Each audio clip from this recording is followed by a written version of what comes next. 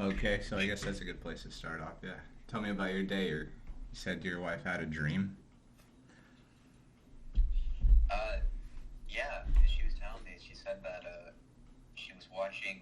She was in a movie theater. She was watching this cartoon, and she was like having a good time in the dream. And then she heard someone in the dream say, "Hey man, what's up?" And it was me answering your call. And then that woke her up, and she turned and she saw that I was in a call with you, and she was like, "Huh?" I'm like, Right "Yeah." on. I'm like, sort of like a it's so strange how stuff like that can happen. How like someone will say something, or there'll be like a sound that somehow gets translated into the dream. Like think about like how many sounds you hear in the night while you're dreaming that somehow get transported into your dream. Oh Have you yeah. noticed that? Oh yeah. You You know? don't even have to tell me. I know. Like I've had to wake up Laura and my dog actually more than once. My dog actually, he has crazy dreams. He'll be like poof, poof, poof, poof, or whatever. And he'll be like twitching his legs and shit. And I'll be like, hey, you're all good. But Did you ever Laura let was it off the calling out one time. She was like, no, no, no. And she was laying next to me, and I was just like, hey, you're good to go. And she was like, she told me she had had some dream running. Anyways, yeah, dude. All right, well, I guess this is it, dude. This is the first one, so let's get into it. Where do you want to start? I guess since it's mostly about you. Oh, come on, you're not gonna get out of that Yeah, that yeah, yeah, easy. yeah, yeah, yeah, yeah, yeah, yeah. All right, well, Listeners of the world, this is your host, Sandro. He is like trying his best to not be the host while hosting, I'm and trying to skirt we're those gonna have to give him a hard responsibilities. time about That's that. too Yeah. much. Um, all right, well, let's see. How about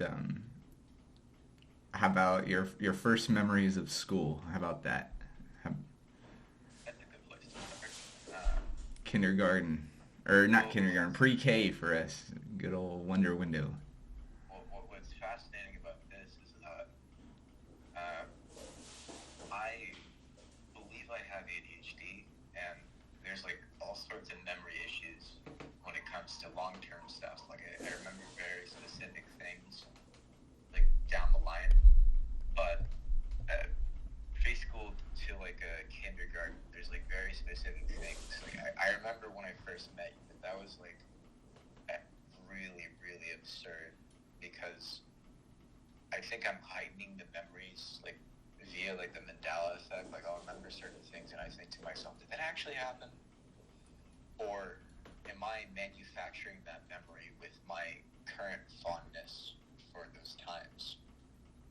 Or like current like perception of like how certain people were? Because I remember this one very vivid memory. I'm gonna tell them the cereal memory. Do you remember that shit?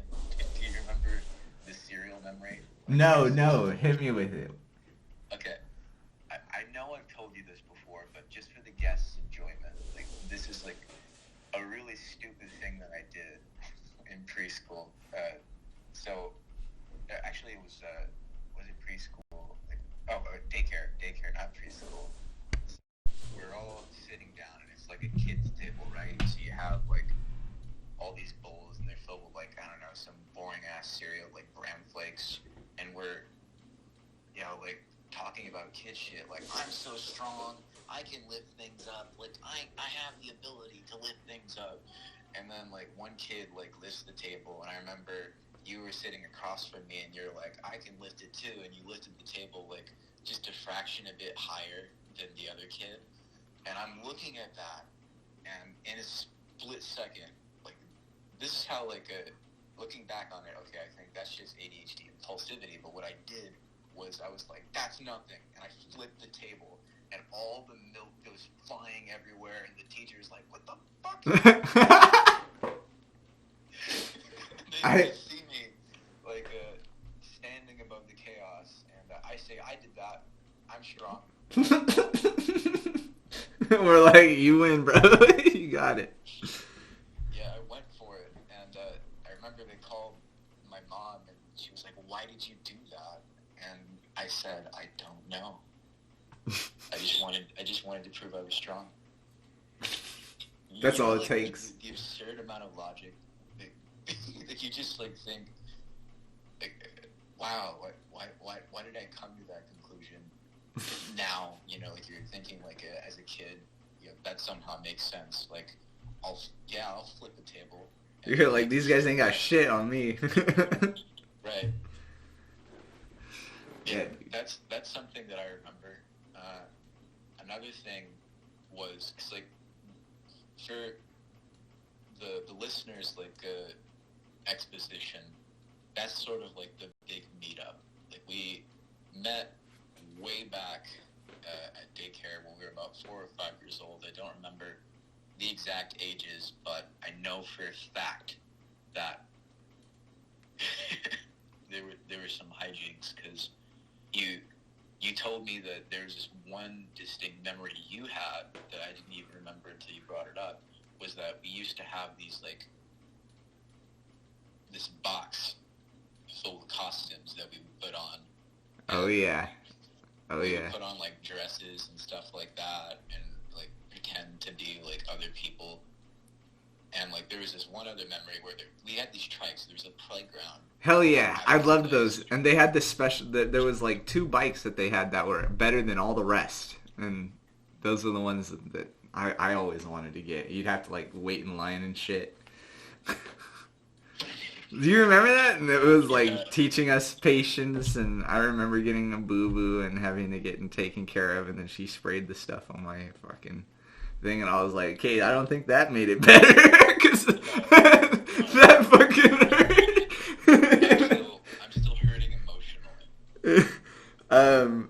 Yeah, dude, that was some good times, man. I remember getting dropped off by my dad, and then I would run down the hallway, and I'd, like, be screaming the whole way. I'd be like, ah, and then he would fucking pick me up and throw me in the air, and I'd be like, again. And then he'd be like, no, that's it. I freaking gotta go. And I was like, alright. And then... Were you ever, like, emotionally distraught that you were leaving, like, your parent? Oh, dude. Yeah, you want to freaking go there already? I mean, like, that's... I think for me, that memory I just told you was, like, a waking up moment as a human being, just being like, okay, why am I not able to spend all the time I want with my parents? You know what I mean? Like, I don't know. That sucked. Anyways, that probably is when I became aware of just like, okay, so I have to deal with this thing every day, I guess, where I go away. Everybody goes away and we're only interacting really like later in the day. I don't know. But I completely relate to that, because I remember there was a period when, like, the first 2 times, I don't know why I didn't the first time. I think I just forgot that my mom wasn't there. And the second time, I became cognizant of it. It's not like I had that waking up moment, because I'll talk about this later on with some of these deeper questions that you've sent me. But it's so weird, because, like, I don't know if you relate at all to these ADHD symptoms, but, like, when your attention is scattered and all over the place and your memory is, like, fucked, like, you have no real, like, connection to your sense of self. So as a kid, I would just be, like, pleasure or anxiety driven, because throughout, like, that period, I was just, happy-go-lucky, having a good time. There wasn't many mistakes, and when you're a kid and you're pleasure-driven and you're like, I don't want to get on the tricycle, you push the other kid off and you ride the tricycle, not a big deal, until, like, you get in trouble. Then there's a sense of consequence in, what you're doing. And I remember very distinctly, I bit another kid. I don't know if you were there for that or if you understood why or how or when, but, like, the kid was playing with my toy. I had to bite him. Hey, I remember there was a little fuck face there. I remember being like 3 and 4. I don't know. I think went there when I was late 2s or 3. I don't want to pretend like I can remember that, but I do remember being 3 and noticing this fucking kid who would just get in trouble. Was like just bad immediately. Like he would go out of his way to fuck off. You know what I mean? And I remember like being so young and just being like, I'm going to observe. Like, okay, this kid does X crazy thing and such a reaction, and I'm just like, what in the fuck is this place? I remember it being so crazy. It was just such a trip. And then you're tiny, and then everything's. It's just weird because I think even as a kid, you're like, I'm in some sort of a playpen area, which Right. I don't know. Maybe sounds too obvious, but like I don't know if that resonates. It's like, oh, you put me in a padded cell, like you know what I mean? Like that's where I find myself. That's probably the way I mean it. But that's so funny. I'm glad you brought that up before I even did. In this little area, and you've understood it as your own universe, but there's a chaotic element to that. Seeing that there's other people that are gonna like inhibit, you know, like your playtime, like this, like. Yeah. I think his name was Marcus. I think I know who you're talking about. I wouldn't doubt you. I mean, like, did he have like? I don't know, cause I. all right. Well. All right. Skip ahead, and tell me your tale of finally falling out with the school system and realizing, or your mom actually, being able to homeschool you and doing that for you. Okay. Yeah, we can definitely move on because this is another pretty important point is that I going into second grade was like that was the last like golden year, I guess you can say, where Yep. I wasn't required to do as much. You know, like the demands like for me weren't as bad, but going into third grade was the fucking worst because that's when dyslexia hit and fucking hard. I did not turn in homework. I did not engage with the lessons. In my classes, I was basically a class clown. You know, I wasn't paying attention to anything, and you know that's really absurd because you know me to be like sort of quiet, withdrawn. You know, like Yeah, but you were just bored, dude. I mean, I feel that. I think that's why I acted out in the same third grade too and whatnot. Exactly. You know, you have that sort of pent up energy, and at that age, you're just sort of discovering external validation. You know, the teachers will look at your work and it looks like shit. You know, you drew like a picture of a dog and they're like, wow, that's really cool. You know, like they're not giving you like aesthetic criticisms properly. So like you're thinking to yourself, this is dog shit, but wow, I did a good job. And, you know, like all throughout third grade, I would seek external validation and I would just like not focus on the lesson at all. And I'm sure teachers hated me for a while. There's actually one teacher that specifically said to me, you know, like we were doing the reading lesson in class. How old? What grade? Third grade. Mrs. Sen, I will never fucking forget this motherfucker. Oh my god.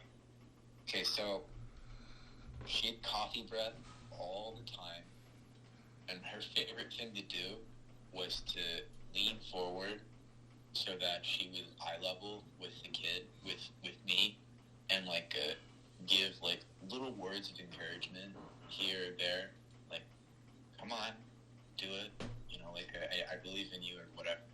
And what was shitty about her was that she had a vendetta against kids that had disabilities, like 405s.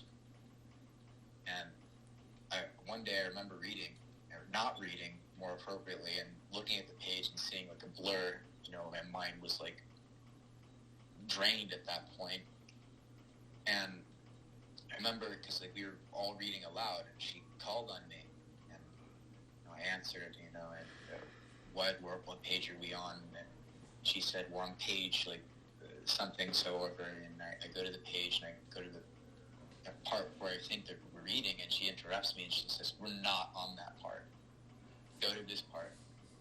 And I go to that part, and I'm reading, because like it's the name of the character, I always remembered this, was Jose. But there's like a period at the beginning of the chapter where it gives you like an introduction to the story and like important parts about the story and like how to pronounce certain names. But I wasn't paying attention to that. I was too anxious about reading in class, and I was starting to think about other things. So what ends up happening is I pronounce it wrong. I say Josie instead of Jose, and she gets really fucking annoyed with me, and I hear a few snickers around me, and I start bawling, dude. You know, it was so embarrassing and so like humiliating to be like called out like that in front of the class. And then she says, all right, Gabriel, come outside with me so I can talk to you. Not good at all. So she takes me and she says, I can't have you disrupting my classroom. And I said, it's really hard. I'm really struggling right now. I can't read this. She said, you're not struggling, you're lazy. And I remember distinctly smelling her coffee breath and having it smell like shit. She said, I want you to stay out here and calm down for a while we read. She went in, and I remember feeling two very distinct things. Feeling completely and utterly alienated from any sense of like a pedagogical authority, and fury that I wasn't listened to, that I wasn't like respected, even though it was very clear at that point I had dyslexia or ADHD or something. But she didn't give a shit. She didn't give a shit that my mom had rung her up countless times to try and explain that I have some sort of learning disability, because we didn't know. I went to eye centers. I went to other disability services, and they couldn't track it down either.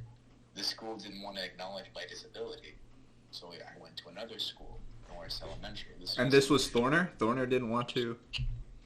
No, yeah, this was Thorner. Thorner didn't want to acknowledge my disability, and that's why we moved to another elementary school, Norris, where I had a lot of issues, and same thing at Thorner. And the same thing at Norris was that they didn't acknowledge the disability. They thought they could work with me without having to acknowledge the disability and not provide anything for testing or anything. So I had shit test scores for the longest time. I didn't turn in homework because I didn't want to do it. I couldn't provide my attention to that. And this is when I developed a video game addiction. Around this time, I got an Xbox for the first time, and I think the first-person shooter then, all the rage, was I think Black Ops or something. Oh, fuck, yeah, I remember that. That's when we linked back up. Yeah, that was around that. Just for more context, audience, back at Thorner, around second or third grade, I disappeared to the world, to Asandro, because we were best friends, best buds, and all of a sudden, it's like I never existed. He even went to the front desk and said, "Where is Gabriel? Where has he gone?" It was so well, they didn't even tell me that. Go ahead.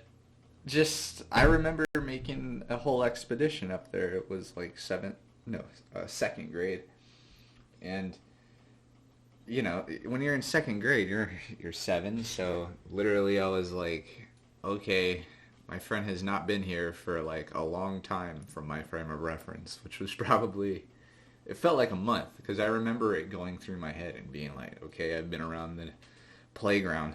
Like, no one's sick for this long. And just, so I made a mission of it, and then I head up to the front office, and they couldn't even tell me where you were. All they said was, "Oh, he doesn't go here anymore." And I'm just like, Gabriel Zabala? And with my, like, voice, you know what I mean? And I'm just like, I don't know what to do with that. You know what I mean? You're 7, and it's just like, okay, so I only have this friend now. So, but yeah, all right. So anyways, go on, please. So the disillusionment Yeah, started yeah. 3rd grade with Mrs. M, and I'll always remember that day in class. I don't know why that sticks out to me. I think maybe because it's like an amalgamation of the sort of attitude some teachers would give me.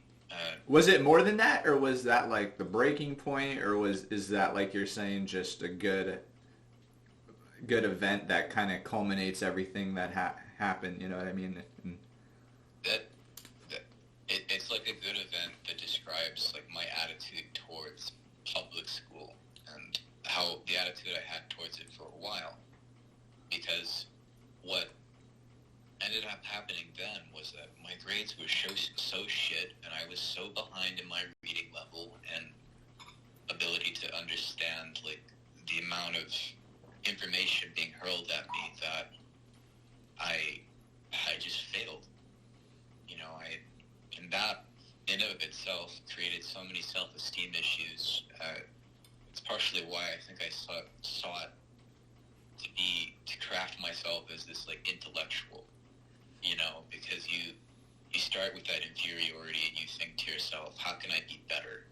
And you find this thing that makes you feel good. Oh, you're so smart, you know, you're able to analyze like English stuff, and that became my thing. I was the English guy, and I formed my identity around that. You know, going into homeschool, I remember, you know, my mom would read to me like these stories, like stuff like Lord of the Flies or The Outsiders or something. The usual, yeah. Yep. Yeah, the usual stuff you hear about 8th grade, you know, 7th grade.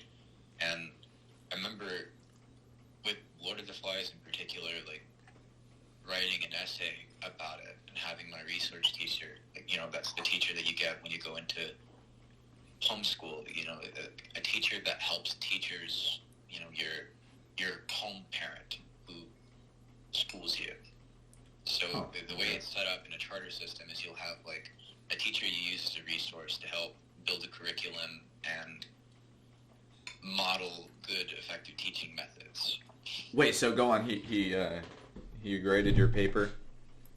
She graded my paper, and I okay. remember like she gave me like a B, and you know like that was like one of the first like hard-earned B's I think I ever got. And I remember her saying, really like your insight, you know, need to work on your writing, you know, it's like a lot of syntax errors, a lot of substitutions with other words. And she said, there's a lot of improvement to be made. And I remember thinking, I'm good at this. Like, I have some ability. Like, it was, like, unheard of before, and I found that. So I crafted my sort of goal in schooling was to be the smart kid, you know, to be the intellectual. And then, like, as I got older, it sort of evolved. You know, like, as a kid, you're kind of crafting identity. You look at, like, cool icons, and you think to yourself, I want to be like that. You know, like, I wanted to be, like... Yeah, what were some, when you started, like, around this era, Black Ops time, what was your sort of iconic... Is it still Star Wars?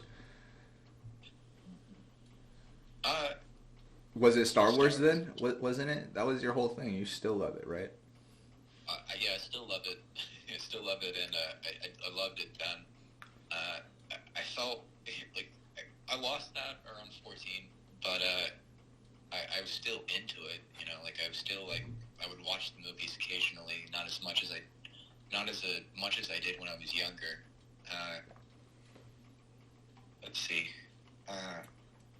So again, not to like get mired in these details, but what ended up happening was I got my grade back up, and that's almost solely like due to my mom, and my mom pushing me, because if I didn't, I wouldn't have been able to pull through. I don't think. I think I would have dropped out of school and I would have done something, you know, else. But something magical happened in high school that made me even more want to pursue, you know, intellectual stuff, and I was cast in the Shakespeare Festival at our school, and I got to play like Hamlet, and that really changed everything. You saw that performance, and that made me feel like, one, it gave me confidence in myself, and it made me see, you know, that I have an ability at something, and two, it made me realize that, you know, I can interpret anything the way that I can interpret lines in a play. You know, I can feel just as confident delivering jokes that are written as I would things that I would say myself. And I sort of blossomed from that. And so, yeah. so describe the charter system and how homeschooling worked and how you move through it, maybe how it changes, because I feel like it's still kind of vague to me how homeschooling is even done. Okay. So for me, like, just to go down junior high and high school, it works like I think I had 6 periods, and they would all be some subject, you know what I mean, and that would be day in, day out, virtually Monday through Friday. I mean, that's the bottom line, I think. So tell me, go ahead, please. Okay, so like I said earlier, you're paired with a resource teacher, someone who is to guide you through the process, and you don't have any periods per se. You would have subjects from K to kindergarten to 8th grade. You would have individual subjects that your teacher would assign to you with curriculum and a schedule that your home teacher would provide for you. And so there's more than one teacher already, or? There's more than one teacher already, yeah. And once you move into high school, that changes. You meet with a teacher that sort of goes over your subjects. Like, the teacher that I had was named Miss Terry, and she would, I remember my first meeting with her, it was so bizarre to me, because like I'd been with this other lady, Miss Walker, for like a few years, and then I was suddenly moving to the high school, and it was like a new era. Like, I immediately felt different, and it might have just been like anxiety, but I completely and utterly was quiet the entire time while she was explaining the process. But I remember her saying that, I'll be looking over your case, and I'll be picking your classes and all of that, and you'll get a new research teacher or whatever every year, blah, blah, blah, blah, blah, and you would get 6 or so classes, 5, you know, like... And so she's like your counselor, and the resource teacher is like your homeschool main teacher person. But here's how it works. So, like, it's like a college schedule, the high school part of, you know, the charter school, mm-hmm. because you only go in once or twice, you know, per week. How is that determined? That's determined by, like, the amount of courses that you're taking. And, you know, that's pretty limited for a freshman. So you come in and you meet with your teacher, and they're like, all right, these are your classes, this is what you're going to take. Or, like, is there anything you want to take? But, like, what's bizarre about my experience was that my teacher picked all my classes for me. And she did that for almost all 3 years of my school. Is that different than all 3 average? years of my high school experience. Like, there wasn't a single class that I picked until senior year, and that's not the norm. Okay. So, like, she was oddly controlling of my education. Well, what do you think about that? What I I think that's sort of odd because she stayed with me for 3 years as well, and I don't know if you're able to do that or how like we changed resource teachers. I think they saw like how long she was with me, and she was like the board was like why are you like focused on this kid, pass him along to the next teacher. And I never really asked her. I never really it was clear like why she did that. I always thought. Do you think that was for good or? I thought I like to think good things about that, but like I'm a little weirded out by it now that she picked every single one of my subjects and didn't give me an opportunity to fill in. But yeah, like it's a college schedule. That's pretty much what it sounds like. Yeah, so you're able to decide how much you want to do and whatnot. Yeah.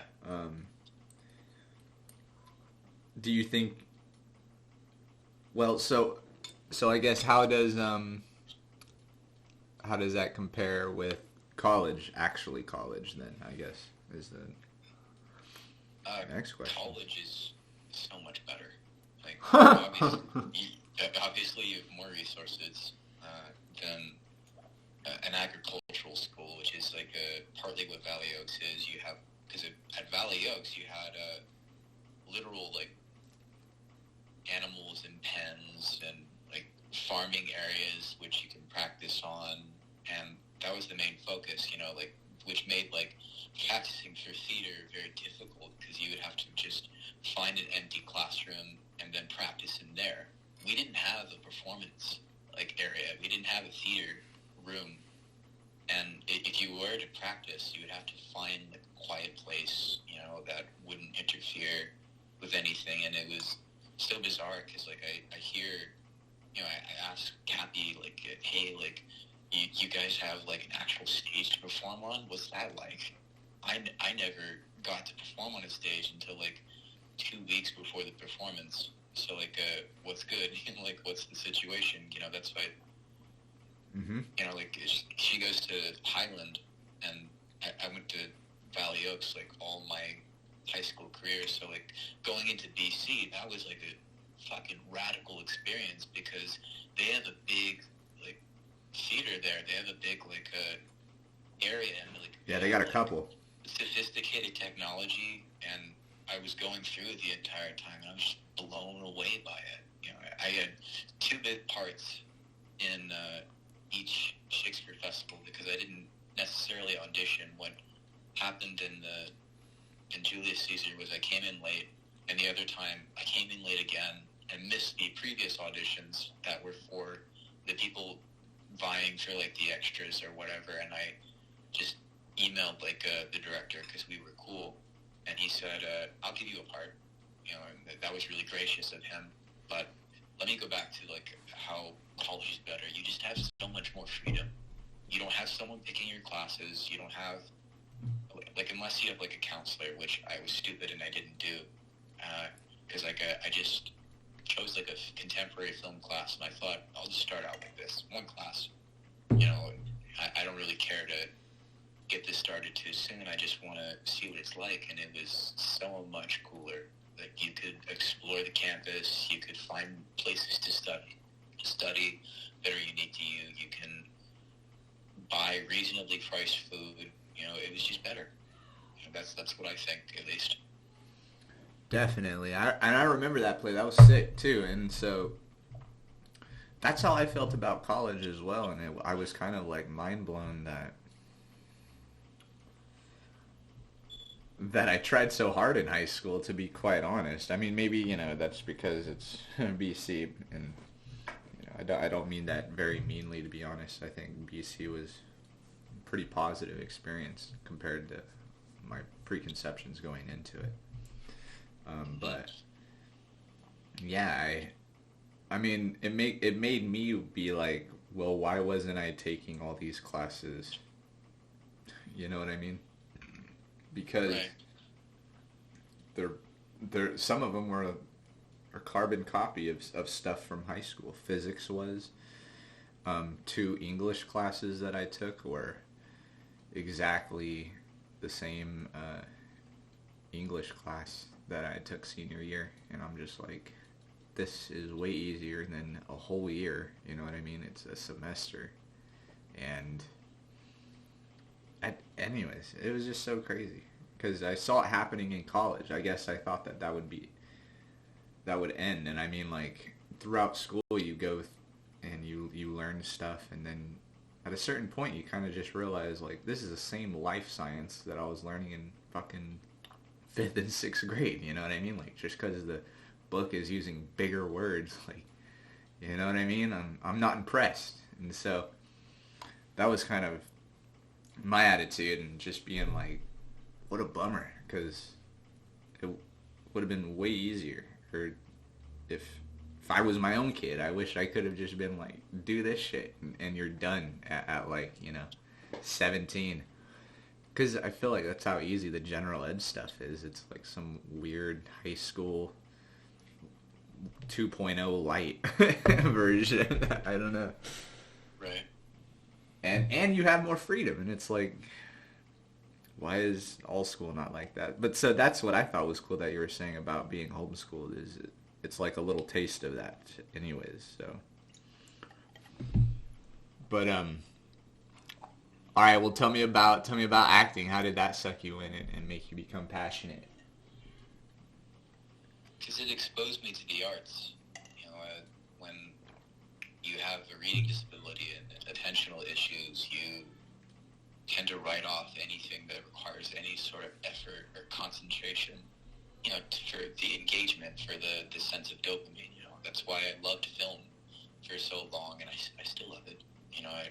I say that in the past tense, but I love film because there's an immediate sense of meaning, and there's this like ability, people with dyslexia, and I have a theory that people with ADHD have it as well, of called gist detection. You have like a conceptual matrix in your head where you can like relate things based on similarity to other things. And I've always had this ability to look at things on screen and be able to relate it to something in my life. Like the first time I thought about this was I was watching Star Wars Episode 3 in theaters as a kid, and I remember, because I remember around that time my parents were still, thinking about, they were still, agnostic, sort of moving away from Christianity, because, that's what they used to believe in. But I remember around that time, I saw a lot of imagery about, Lucifer and the fall of, heaven and all that. And I was watching, Revenge of the Sith, and there's, this imagery of Anakin. He's over on Mustafar, and it's all these, it's a lava planet, and the imagery itself gives you feelings of he's sort of in this own suffering or hell. And then I thought in my mind, and that was one of the first times I had, I didn't even think it was an intellectual thought. I just thought, oh, he's a fallen angel, he's this fallen figure. And I remember feeling that so deeply, and I remember, making the comparison, he's becoming the devil. And at the end of the movie, he's no. You sort of see, well, the devil has this redeeming quality. Then what does that say about me? Because you feel so shit, when you're not prized enough. So it exposed me to the arts. It gave me confidence. It made me feel oh, I can do this thing. I can look at these very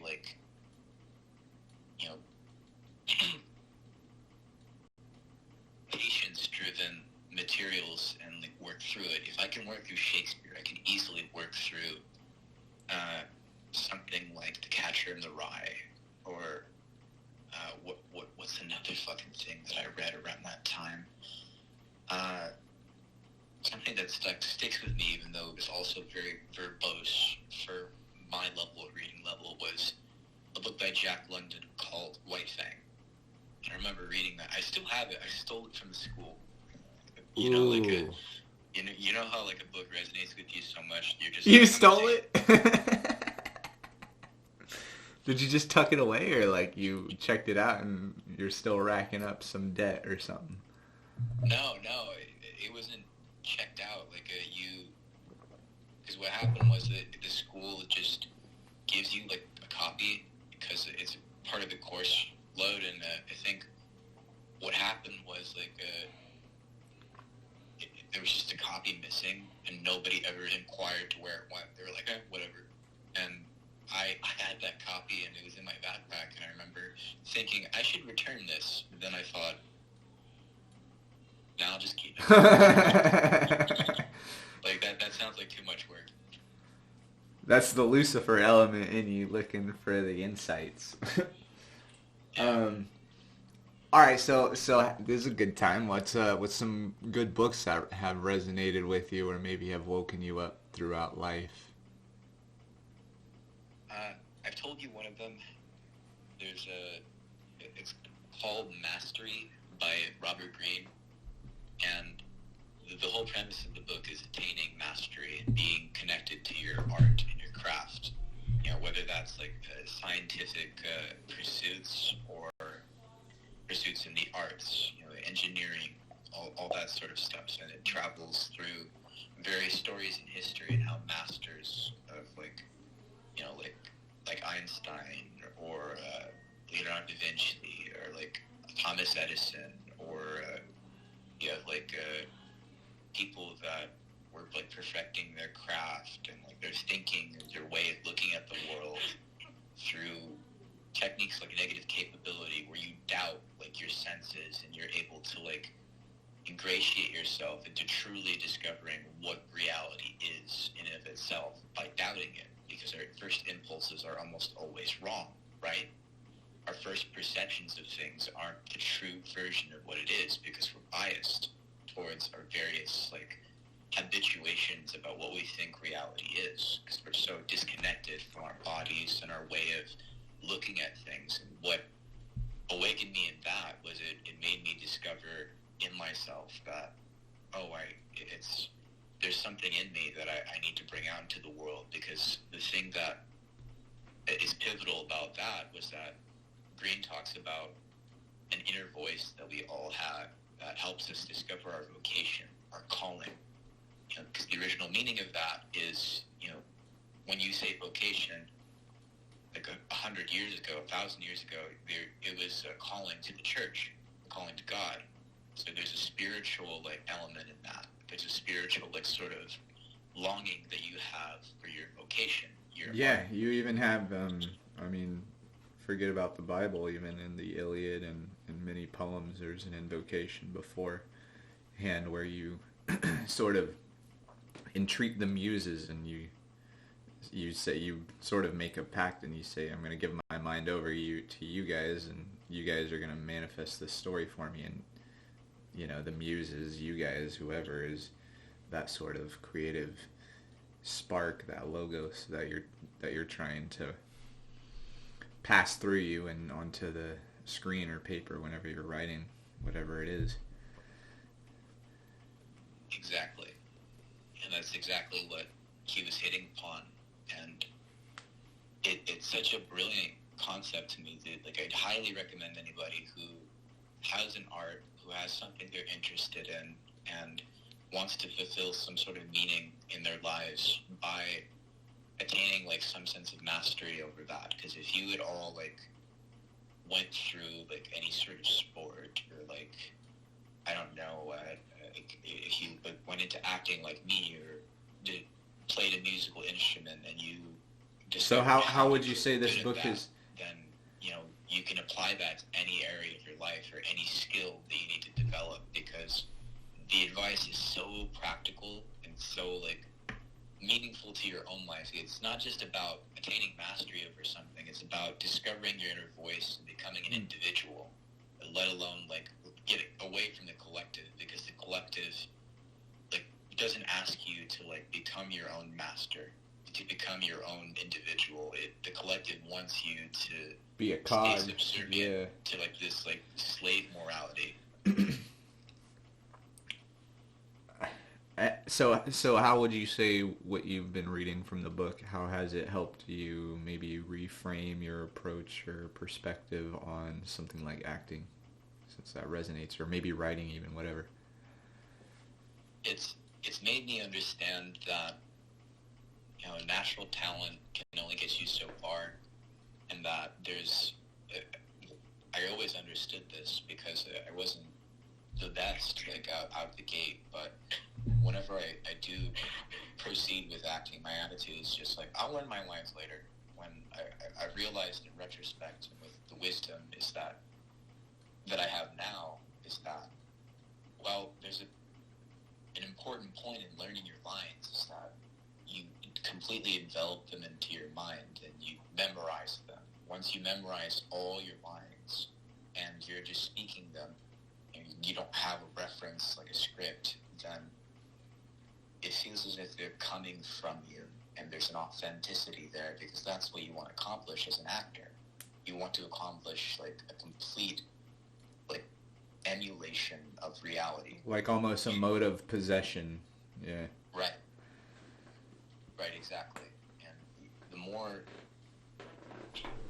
the faster you memorize the lines, the better you can play with them. Because I've always been interested in the meaning behind lines. I've always thought, what's the use? I can, like, memorize my lines later. That's difficult anyways, and I'll just learn it as I go.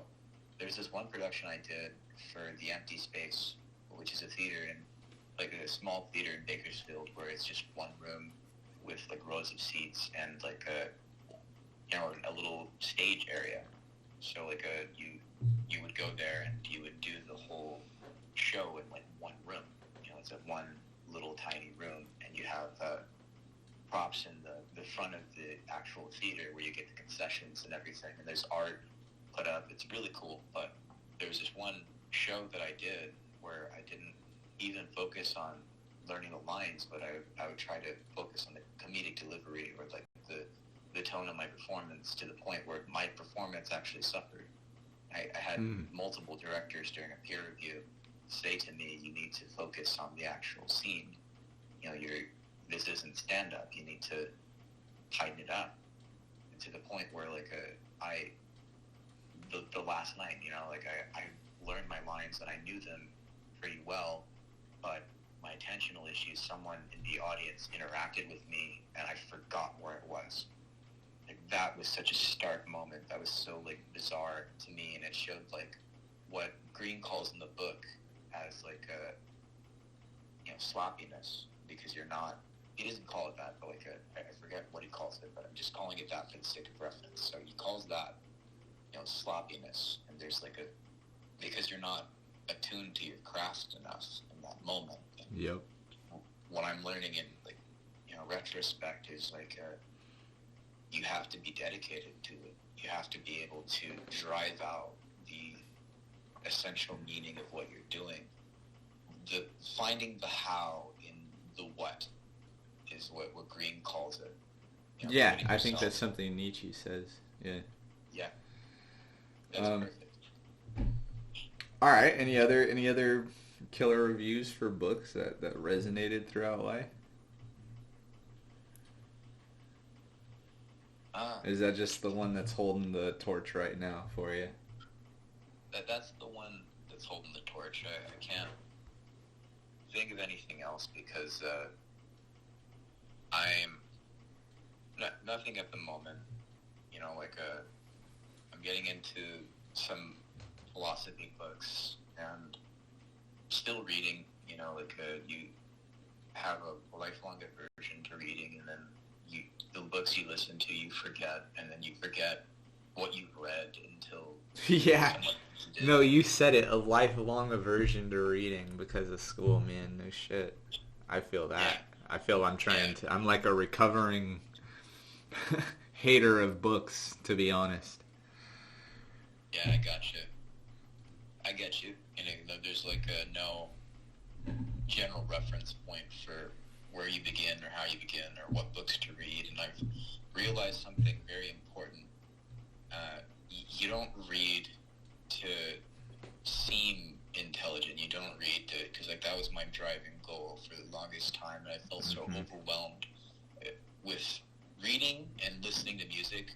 I would like think to myself like, I need to read. I need to read this book. I need to read that book. I need to listen to this band. I need to listen to this type of music because I want to broaden my horizons and I want to become cultured and an intellectual. But now I've realized I'm just reading to make myself content. I'm just reading to learn about myself and to make myself more content in this universe, because the more I'm doing that, the more I'm trying to posture myself and become well-read, the less I'm actually absorbing the books that I am reading. And, you know, I did that for a long time, and I've read a lot of books. I know I have. So that none of it becomes internalized. I definitely feel that. Right.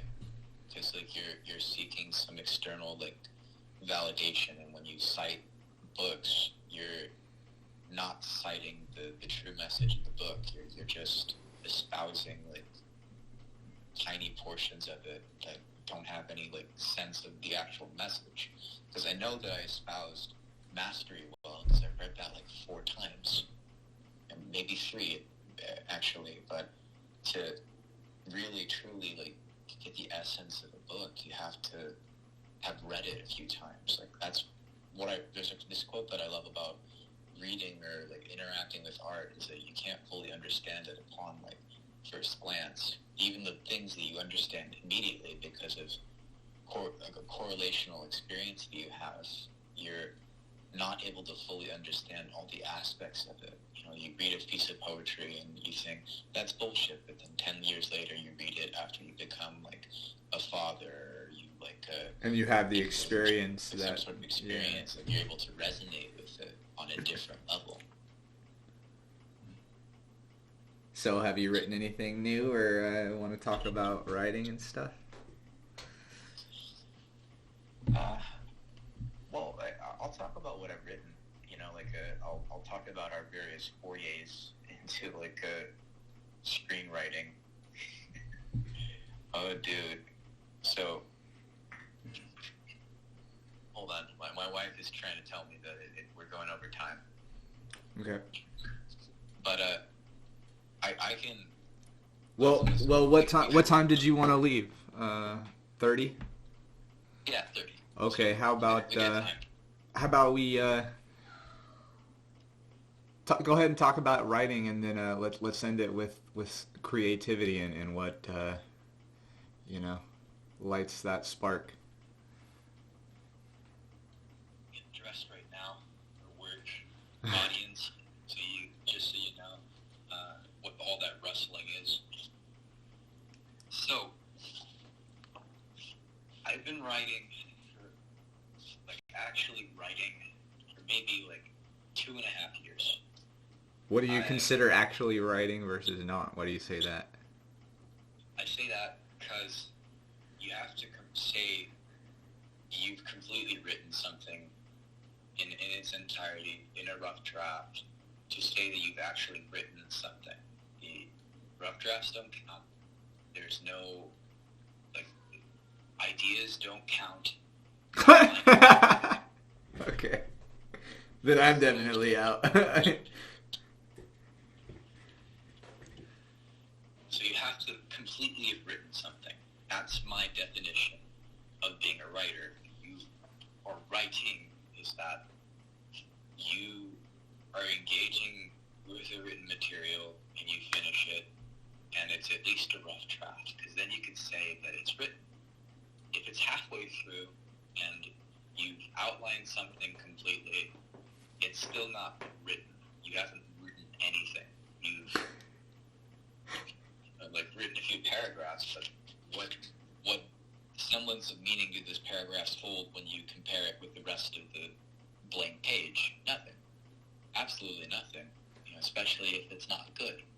In my mind, at least, especially if it's not good. And so you feel like you've started writing in the last 2 years differently. What have you been doing? Different, or did something. You know, I actually wrote, and our first foray into screenwriting, we wrote a story together, you and me, and that was at least 200 pages long, or something like that, maybe 150, and Yeah, you that made was it the most ridiculous. grueling experience. Like, that's what Green talks about as, like, moving towards resistance and pain. You know, moving towards things that you don't want to do in order to make yourself stronger. You know, like, trusting the process. That was, like, something that really got me through the whole screenplay. Was the rewriting process was so difficult. Like, oh my god. Because it started out, I wrote a scene, and it resonated with you so much that it gave me confidence to keep writing and to keep developing ideas until the point where I was... Because the story revolves around these, like, insert characters between him and me. They're called Danny and Marcus.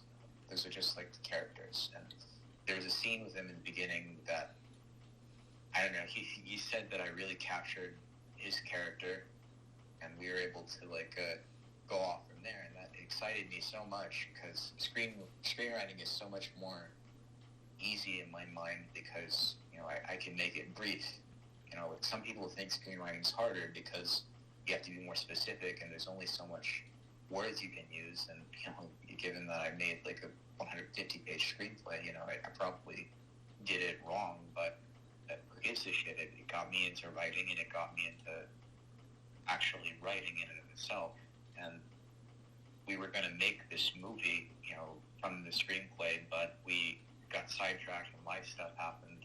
So we couldn't have done it, but that was my first experience writing and rewriting and going through the painful process of bleeding on the page and then trying to make like sense of it all and to make it fit into the logistics of the story and then have the theme mean something and have the conflict actually work and not have it be boring, because that was like the main concern, because it was a found footage werewolf film. Like, it was... Yeah, that would have been cool. Well, if you're gonna go back that far, you know, that was like 4 years ago now, you know.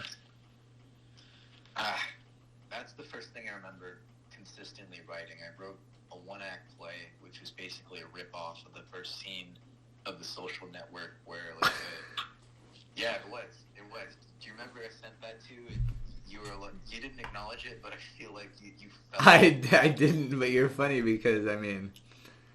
You know, I'll be honest too. It's like I feel like sometimes it's hard to come up with shit too, because you're just like, okay, yeah, but you're just saying that because you saw this movie a week ago, and you're like, God damn it, you know what I mean?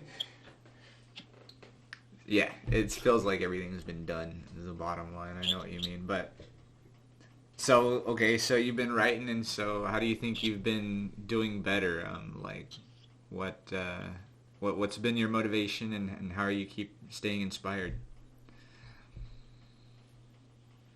The thing about that is you go through continual processes of feeling low.